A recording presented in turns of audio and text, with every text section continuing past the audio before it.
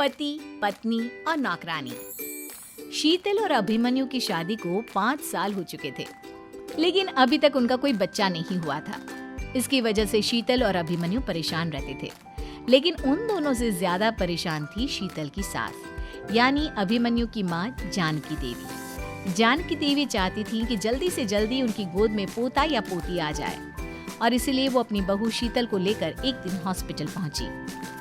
Doctor madam, जरा ठीक से चेक करके बताइए ना, कई बड़े बड़े डॉक्टर को दिखाया है, लेकिन मेरी बहू माँ ही नहीं बन पाती। मैंने शीतल को बहुत अच्छे से चेकअप किया है। देखिए, बात यह है कि शीतल के अंदर माँ बनने की कैपेसिटी नहीं है। ये आप क्या कह रही हैं डॉक्टर साहब? कोई तो इलाज होगा ना, कोई दवाई दे दीजिए। देखिए, कुछ प्रॉब्लम ऐसी होती है जिनका कोई ट्रीटमेंट नहीं होता। आई एम सॉरी टू से, लेकिन शीतल कभी माँ नहीं बन सकती, क्योंकि उसके यूट्रस में अंदर से ही कुछ प्रॉब्लम है। घर आने के बाद क्या हुआ माँ? कहाँ लेकर गई थी आप शीतल को? अरे कहाँ लेकर जाती, डॉक्टर मैडम के पास ले गई थी, लेकिन तेरी बीवी तो कभी माँ बन ही नहीं सकती। मम्मी जी, इसमें मेरी क्या गलती? अगर अंदर से कोई प्रॉब्लम है तो उसमें मैं भी कुछ नहीं कर सकती। जानती हूँ, ये बात डॉक्टर के मुंह से सुन चुकी हूँ। अब दोबारा मेरे सामने इस बात का गाना मत गा। अरे माँ, परेशान होने की जरूरत नहीं है, हम सोचते हैं ना कुछ। अरे क्या सोचेगा तू? जब डॉक्टर कह चुका है कि तेरी बीवी माँ नहीं बन सकती, तो बता क्या सोचेगा तू? कहाँ से लाएगा बच्चा? माँ, ये तो मैं भी नहीं जानता। अभिमन्यु, क्यों ना हम अनाथ आश्रम से एक बच्चा गोद ले आए? क्या फर्क पड़ता है बच्चा हमारा हो या गोद लिया हुआ?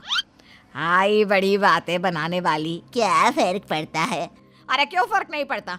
मुझे इस वंश को आगे बढ़ाने के लिए मेरे बेटे का खून चाहिए, किसी दूसरे का नहीं। लेकिन माँ, आप जानती हैं कि ये अब पॉसिबल नहीं है। मैं कुछ नहीं जानती। मैं किसी पराये की औलाद को इस घर में अपना पोता या पोती बन के बढ़ता हुआ नहीं देख सकती। मेरा वंश मेरे बेटे के खून से ही आगे बढ़ेगा। लेकिन मम्मी जी, ऐसा कैसे हो पाएगा? आप अच्छी तरह जानती है ना, मेरा और अभिमन्यु का बच्चा नहीं हो सकता। तो मैं अपने बेटे की दूसरी शादी करवाऊंगी और अपनी दूसरी बीवी से ये मुझे बच्चा पैदा करके देगा। ये आप क्या कह रही हैं माँ? मैं किसी और से शादी नहीं करने वाला। मेरे रहते हुए आप अभिमन्यु की शादी किसी और से करवाएंगी? मम्मी जी, आप ऐसा कैसे कर सकती हैं? तू बस देखती जा बहू, मैं ऐसा कैसे कर सकती हूँ। कुछ दिनों के बाद, अभिमन्यु, मैंने तेरे लिए लड़की ढूंढ ली है। माँ, मैं आपको कितनी बार समझाऊं, मुझे किसी से शादी नहीं करनी है। पहले मेरी बात सुन। ये जो चमेली है ना, हमारे घर में काम करने आती है, वो तुझसे शादी करने के लिए तैयार है। मम्मी जी, आप अभिमन्यु की शादी एक नौकरानी के साथ करवाएंगी? वो इसलिए क्योंकि चमेली दिखने में बहुत खूबसूरत है, बच्चा भी सुंदर ही होगा। मम्मी जी, लेकिन एक बच्चे के लिए अपने बेटे की शादी नौकरानी के साथ करवाना, क्या ये सही है? अगर अभिमन्यु ने शादी नहीं की ना, तो मैं अपनी जान दे दूंगी। अब देख लो, अगर तुम्हें अपनी माँ की जान प्यारी है तो तुम्हें इस नौकरानी के साथ शादी करनी ही होगी। इस तरह जानकी देवी अपने बेटे अभिमन्यु की शादी नौकरानी चमेली के साथ करवा देती है। कुछ दिनों के बाद, नौकरानी से मालकिन बन के तो मजा आ गया, अब तो मैं इस घर की मालकिन हूँ। देखो, अपने आप को ज्यादा मालकिन समझने की कोशिश मत करो। एक बार तुम्हारा और अभिमन्यु का बच्चा इस दुनिया में आ जाए, उसके बाद तुम इस घर से हमेशा के लिए चली जाना। अरे जाओ जाओ, किसी और के आगे बातें बनाना। एक बच्चा तो पैदा नहीं कर सकी, बढ़िया आई। जाओ जाकर मेरे लिए कॉफी बना कर लाओ। नौकरानी मैं हूँ या तुम?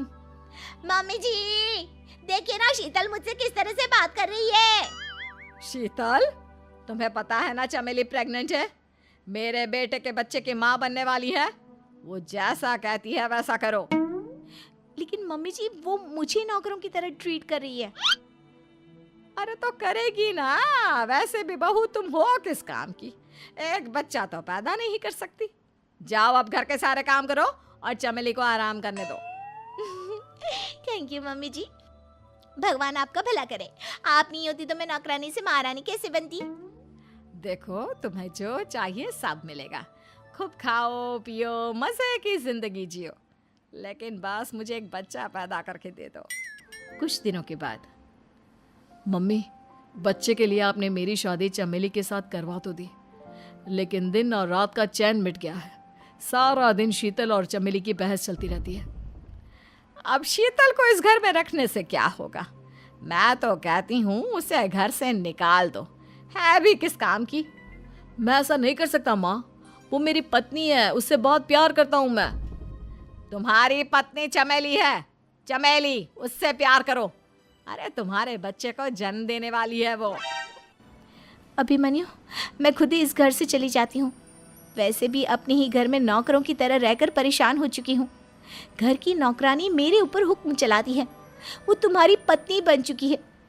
अब मेरा इस घर में क्या काम?